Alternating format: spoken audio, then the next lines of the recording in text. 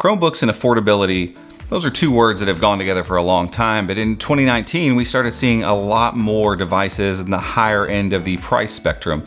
But make no mistake, manufacturers are still interested in making affordable Chromebooks, and this device, the HP Chromebook 14, powered by AMD processors, is one of those devices. Matter of fact, it can be had right now for $230, and though we a lot of times keep the price towards the end of the video, price is going to have an impact on a lot of the things that I talk about with this device, because although it's pretty well put together and a decent package overall, especially for that price, there is one part of it that makes it a really difficult thing to actually say you should go and buy. So let's check it out.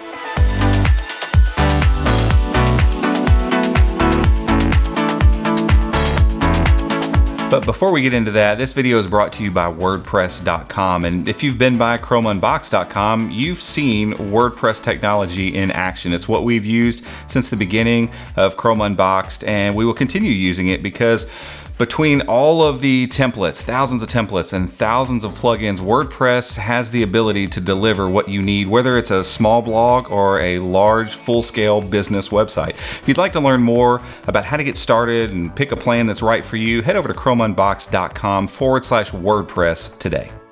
So first up, let's talk about the build quality here. Not surprisingly, again, with the price here, that's going to dictate a lot of things, and this is plastic from head to toe. So there's no aluminum, no real metal going on here, but that doesn't mean it feels terrible or cheap even. It's actually pretty firm and well put together. It doesn't have a lot of flex.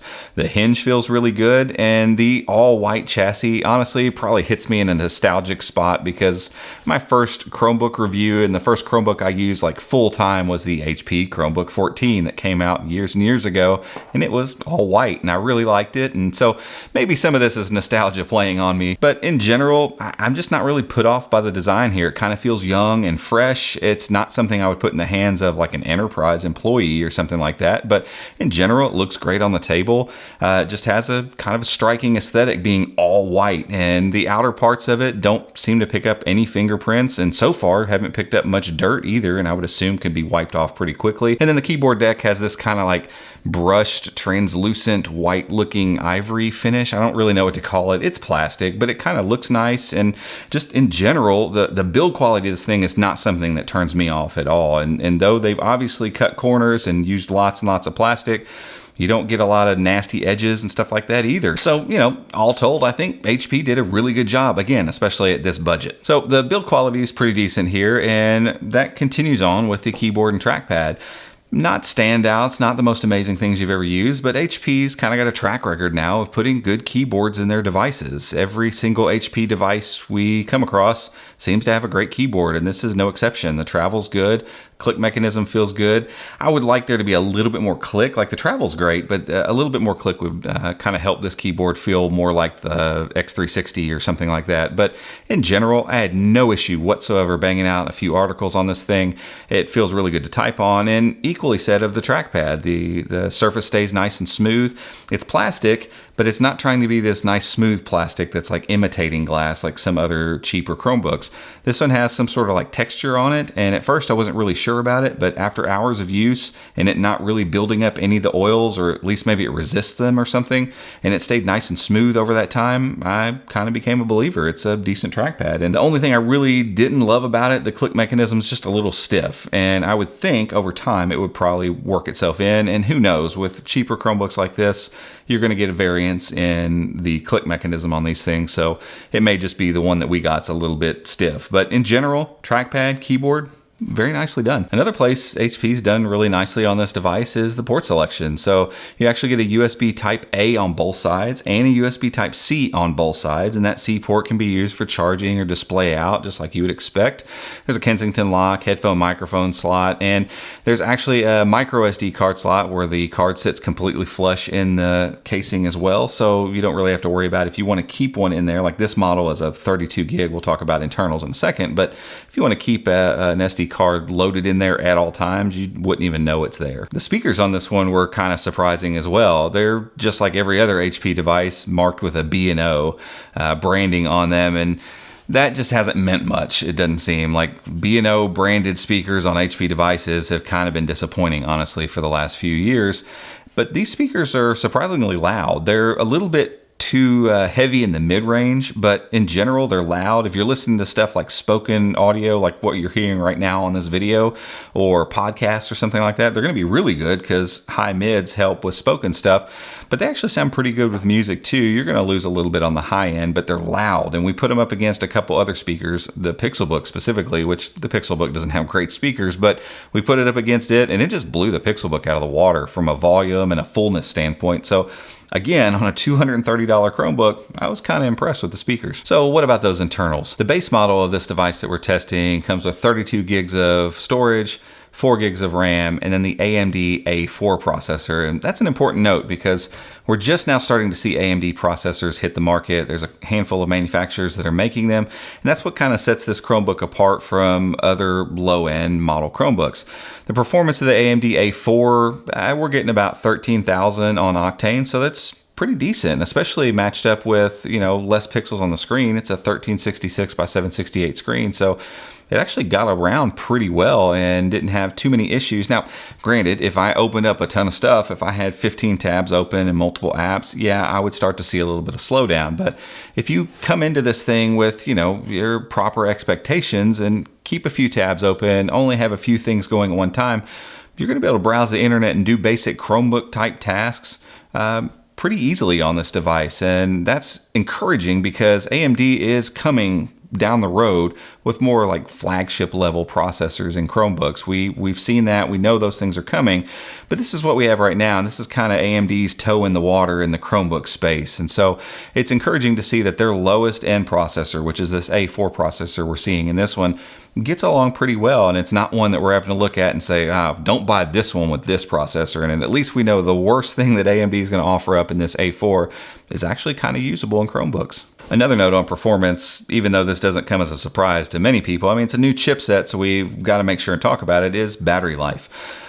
In general, every Chromebook we review of late seems to get that kind of 8 to 10 hour battery life, and this is no exception. I was kind of hoping that AMD and their processors would provide some great boost in battery life, but I'm just not seeing it. But in general, I'm getting 8 to 10 hours of mixed use across the board, and that's just what we've come to expect from Chromebooks, and so good on HP for at least delivering that. So up to this point, things are sounding pretty good, especially at $230. We're talking pretty decent performance and good battery life. And sure, it's plastic, but it's not creaky, and the build looks good, and it kind of has a cool, aesthetic to it in general, and keyboard and trackpad kind of pass muster. So what's not to like? Well, unfortunately, the screen. The screen is what's not to like. And I not only dislike this screen, it's the worst screen I've probably ever used on any Chromebook. And it's a little shameful that it's in any device at this point in time. We're talking a 1366 by 768 TN panel, so HD class. That's not the biggest problem here. The problem is the viewing angles and the colors and the brightness. So multiple problems. So the viewing angles are so bad that I can't find a way to look at this screen in any way. If you just put a solid white block on it, there's no way for me to find an angle where the whole screen actually looks white. It's always going to have some sort of blue or yellow shift, whether you're looking at it from up top or from beneath. There's no way to see it all as a uniform color. If there were, maybe this would be a forgivable thing, but I couldn't get the thing to lean back. Right now, in order to get the whole screen to look kind of similar, I've got to lean it back to about here, but then I'm losing some stuff at the top of the screen, and I tilt it forward a little bit more, and I start losing stuff at the bottom of the screen. And I'm talking about blown out colors, just a lack of any kind of punch or color depth, and just absolutely abysmal viewing angles. This screen is really, really bad, and it's so unfortunate because everything else about this device is so, decently good for the price, but the screen is just not forgivable in this case. And HP offers a way to upgrade this device. You can get it with all kinds of bells and whistles, but the problem is on HP's site, when you do so, the base price of it jumps up to $340 or $350 to start with, and then you start adding things on top. You're quickly to $400 before you know it, and at that price, I have to tell you to go buy something else. And so it puts you in between this rock and this hard place because it's really difficult to recommend anyone buy a device with a screen this bad on it. So after having said that, all kinds of good stuff, but then one really bad thing, what's the answer here? Do you buy this? For a lot of people, I have to recommend that you don't. For some people, though, I think there are a handful of cases where this could be a usable Chromebook. And especially at a $230 asking price, there are some general use cases that would work. So some of those would include if you have younger kids around the house and you want a device that if they beat it up, you're not going to worry about it too much, that you're not going to have to invest too much in having something that can do ABC Mouse or Disney Junior or something like that. Yeah, this will work for that. I mean, honestly, kids aren't going to look at it and be like, oh, these viewing angles are terrible. I can't stand this screen. Like, they're not going to get that worried about it. I have kids. They don't worry about that stuff. But if you're talking about a teenager, somebody using it for school, I don't know that I would put anybody in front of this device for 6 or 8 hours at a time.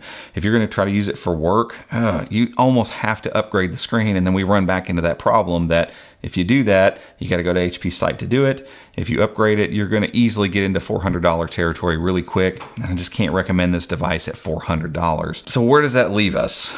That leaves us, I think, with a subset of people that might find this as a good deal. But it's really difficult for me to recommend. So if any of those use cases sound good to you, or you're one of the people that says, you know what, I don't care about screens, I really don't, or I'm going to hook it into an external monitor or something, great. It is a good deal for those people. I just don't think that's the general consensus of people, across the board of people who are looking to buy a Chromebook. So for right now, I have to say, until HP delivers at least a better version of the screen on this device, I just don't know that I can recommend it to too many of you. Well, guys, if this video has helped you make a purchasing decision in any way, give it a thumbs up, hit the subscribe button down below, and don't forget to hit the notification bell next to that if you'd like to be updated when we release new videos just like this one. Until next time, we'll see you.